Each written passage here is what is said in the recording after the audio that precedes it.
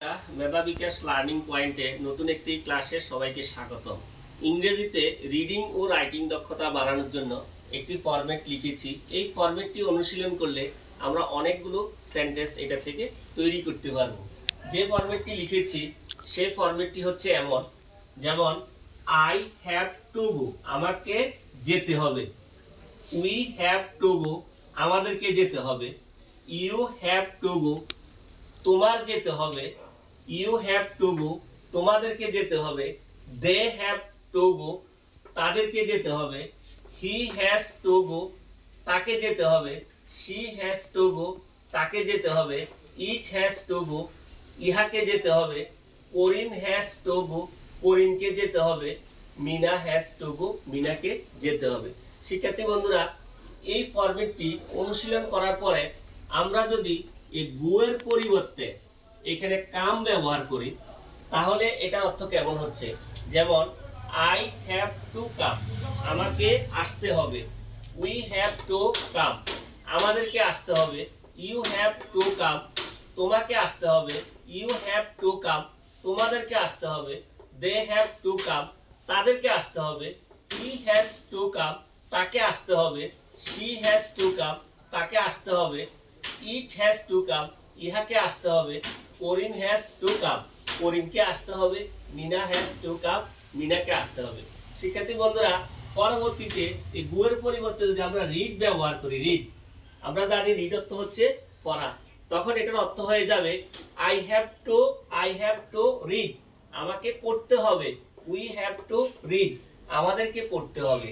You have to read, তোমাকে পড়তে হবে। ইউ হ্যাভ টু রিড, তোমাদেরকে পড়তে হবে। দে হ্যাভ টু রিড, তাদেরকে পড়তে হবে। হি হ্যাজ টু রিড, তাকে পড়তে হবে। শি হ্যাজ টু রিড, তাকে পড়তে হবে। ইট হ্যাজ টু রিড, ইহাকে পড়তে হবে। করিম হ্যাজ টু রিড, করিমকে পড়তে হবে। মিনা হ্যাজ টু রিড, মিনাকে পড়তে হবে। শিক্ষার্থী বন্ধুরা, আমরা এখন যদি ইট ব্যবহার করি বুয়ের পরিবর্তে, আমরা জানি ইট অর্থ হচ্ছে খাওয়া। আই হ্যাভ টু ইট, আমাকে খেতে হবে। উই হ্যাভ টু ইট, আমাদেরকে খেতে হবে। উই হ্যাভ টু ইট, তোমাকে খেতে হবে। ইউ হ্যাভ টু ইট, তোমাদেরকে খেতে হবে। দে হ্যাভ টু ইট, তাদেরকে খেতে হবে। হি হ্যাজ টু ইট, তাকে খেতে হবে। শি হ্যাজ টু ইট, তাকে খেতে হবে। ইট হ্যাজ টু ইট, ইহাকে খেতে হবে। করিম হ্যাজ টু ইট, করিমকে খেতে হবে। মিনা হ্যাজ টু ইট, মিনাকে খেতে হবে। শিক্ষার্থী বন্ধুরা, পরবর্তীতে ওয়ার্ডটি রয়েছে ওয়ার্ক। ওয়ার্ক অর্থ কাজ করা। ওয়ার্ক দিয়ে যদি আমরা অনুশীলন করি অর্থটা হবে এমন, আই হ্যাভ টু ওয়ার্ক, আমাকে কাজ করতে হবে। উই হ্যাভ টু ওয়ার্ক, আমাদেরকে কাজ করতে হবে। ইউ হ্যাভ টু ওয়ার্ক, তোমাকে কাজ করতে হবে।